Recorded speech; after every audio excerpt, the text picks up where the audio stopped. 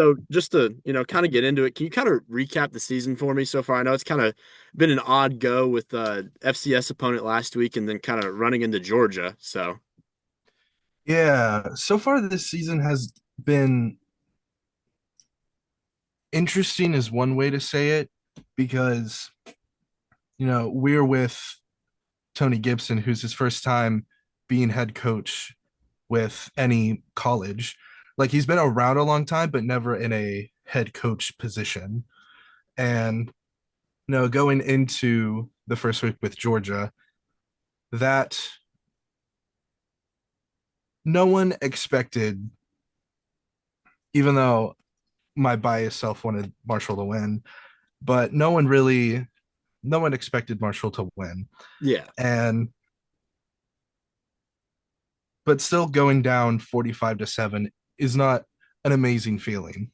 So going into week 2 against Missouri State at home, they're a first year FBS team. Marshall was projected to win, but having one or two misplays really killed Marshall in that game, even Mhm. with just small little plays, causing Marshall to lose the game, unfortunately.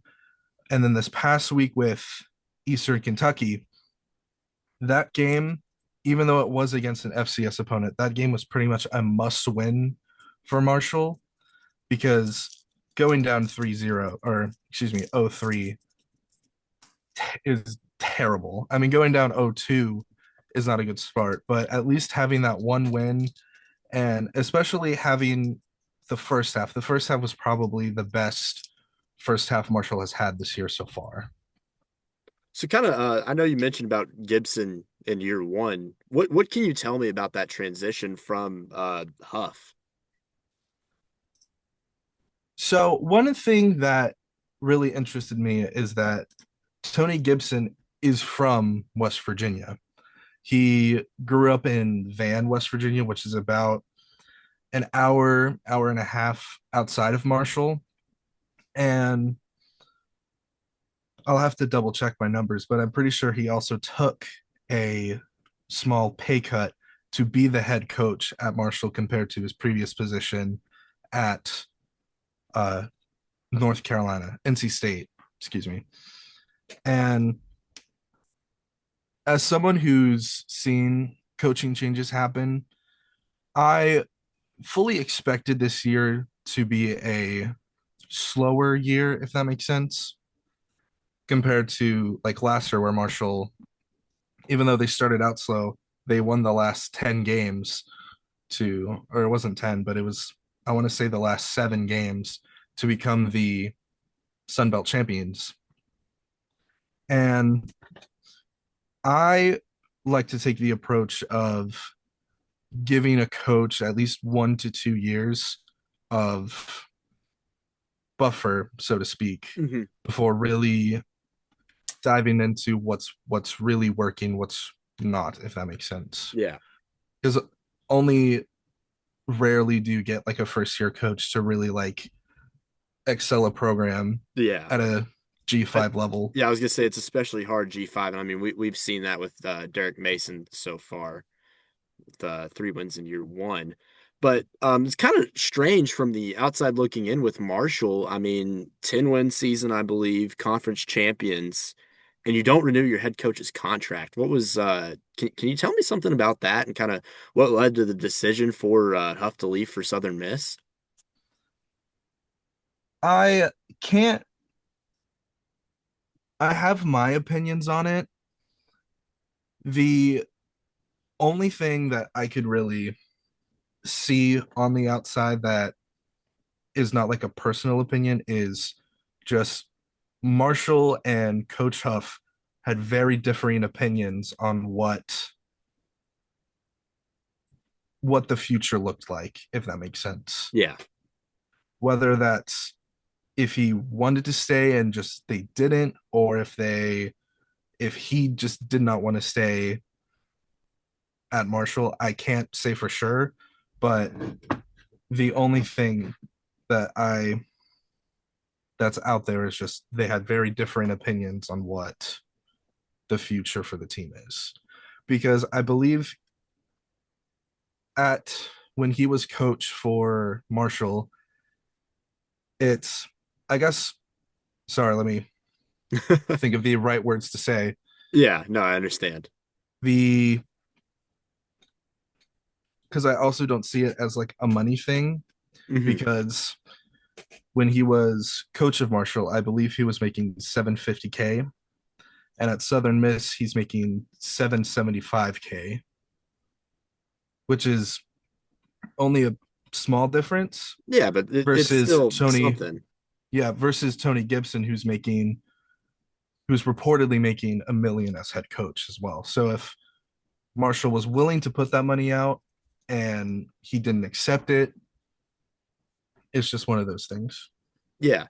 Um, Kind of switching gears back to this year. Feels like it's been an interesting quarterback situation up there for you guys. I mean, looking at the box scores, there's been three guys to appear in two games. I'm sure that can be skewed a little bit with the pay me game against Georgia. But what can you tell me about the quarterback position for y'all? Yeah, so the three main quarterbacks that were talked about even during the offseason were Carlos Del Rio Wilson, Zion Turner, and Ja'Kai Long, who Carlos Del Rio Wilson and Zion Turner are more veteran style quarterbacks. Zion Turner playing for uh let me get this correct. Playing for UConn and Jacksonville State. And he mainly got his playtime during his first year at UConn, which interestingly enough, UConn and Marshall played in a bowl game that year and Marshall won. Huh. Um so there's him.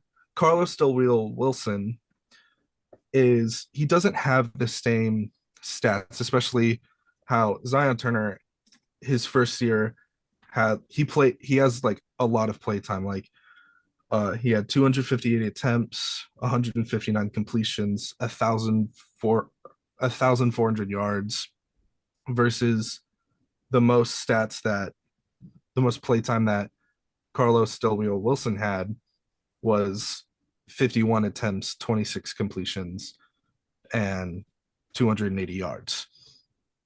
So those were the two that mainly people talked about. But what really started with Ja'Kai Long was he's kind of a local to the area.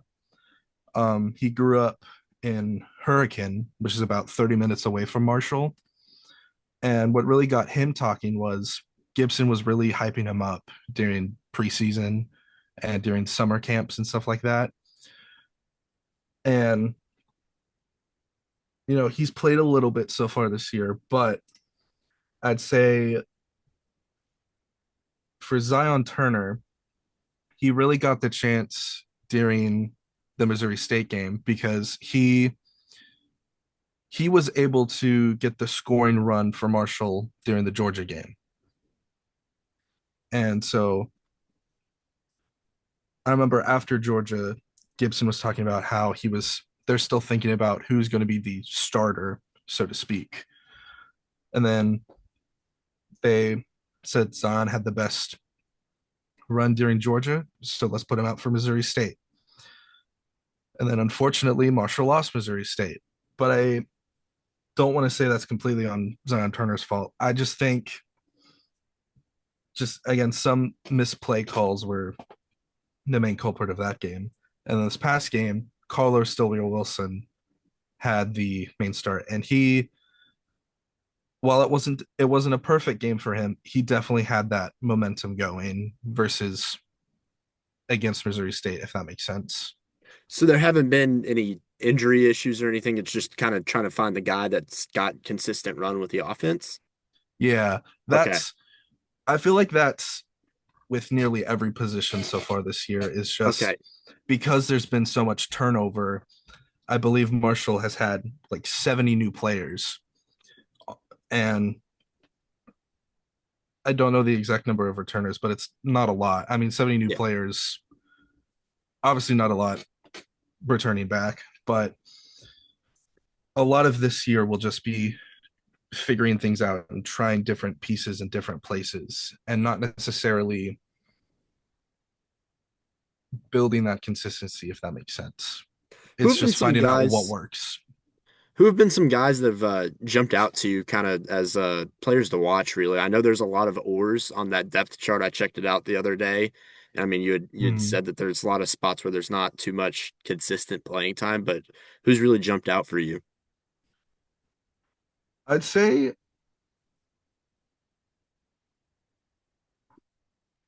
definitely Xavier Turner Bradshaw.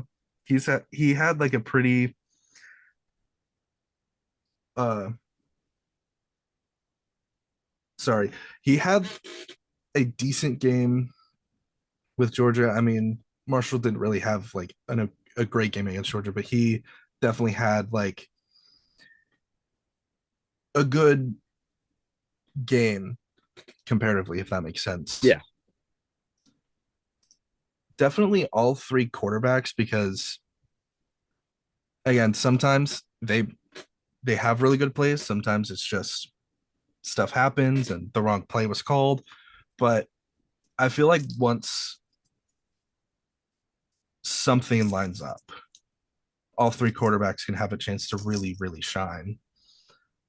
Defensively, Cannon Lewis and Cam Smith, both two of them have had pretty, or not, sorry, Cannon Lewis, I misspoke, but Cannon Lewis had a pretty good game against Eastern Kentucky. And again, it's not like there's exactly one player specifically that's really going to stand out because there is so much switching out and just finding which works. I feel like if once they find like a group of 3 or 4 people that really gel together, that's when the season's really going to start popping out for Marshall. So the last thing I've got for you is we do a score prediction at the bottom of these. So can I get your score prediction for this week? I want to say 24 to 21. 24-21. Bias Marshall, but I feel like both teams do have a chance of either one. I feel like it is going to be a pretty close game. I don't know if